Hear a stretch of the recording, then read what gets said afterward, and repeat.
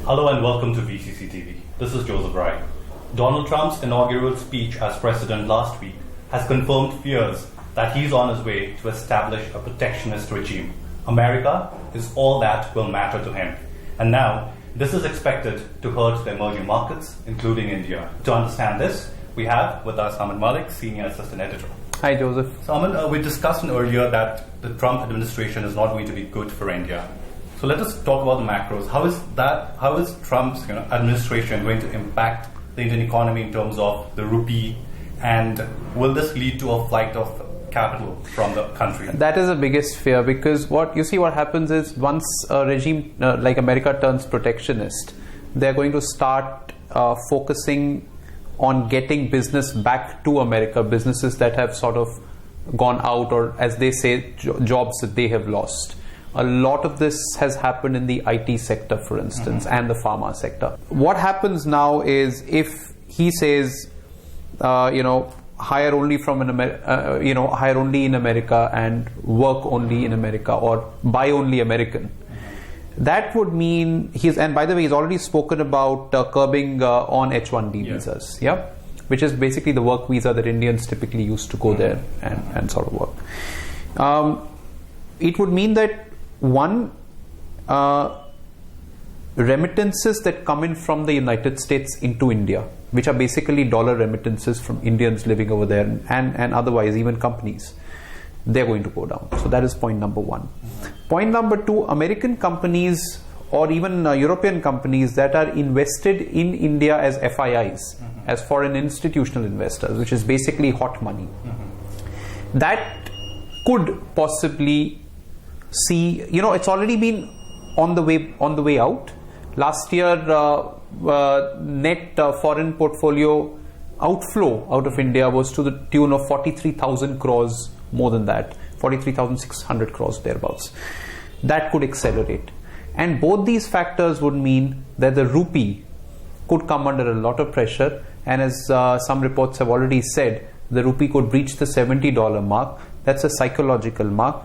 If that happens, that can be very bad news for India. Now, a lot of IT companies, including TCS, Infosys, and a lot of pharma companies too, some pharma too, they have a huge exposure to the US. They draw a lot of revenue and a significant amount of revenue from there.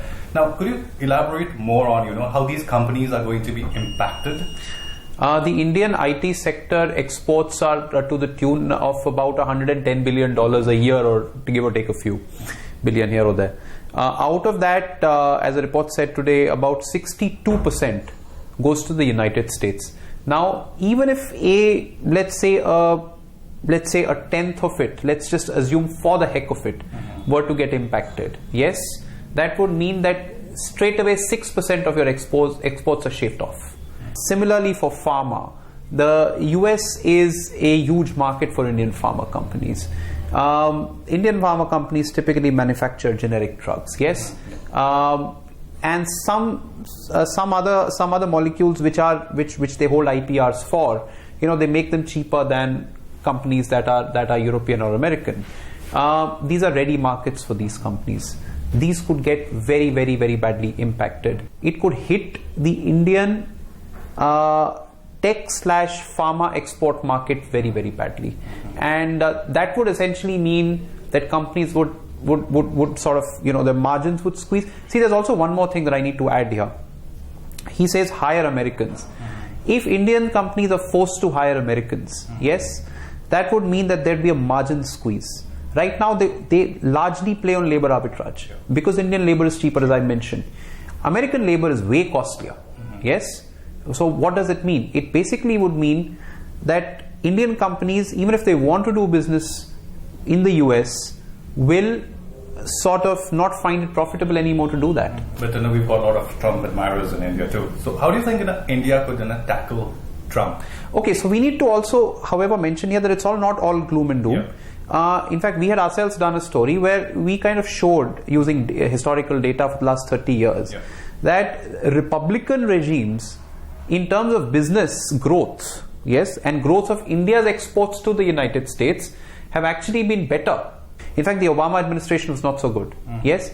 But the problem is, and therefore Indian in the India Inc., if you will, would have ideally wanted the Republicans to come to power. Yes, but Trump is an outsider. He has come on a Republican ticket, but he's an outsider. For having said that, again, the fact is Trump is a businessman. Yes, in fact, he has some business interests in India as well. So could he really go against businesses? Because if he is so protectionist, it could have a backlash in America itself. It could even hurt America in more ways than one. Yes, that is also a fear. So maybe he will not be as outlandish as his rhetoric has been, but you certainly saw some of that in his speech. Okay. Thank you so much, Raman, for that. Perhaps now we should overlook Trump's rhetoric and for now bank on history that Republicans have been beneficial to India. Thank you so much for watching VCC.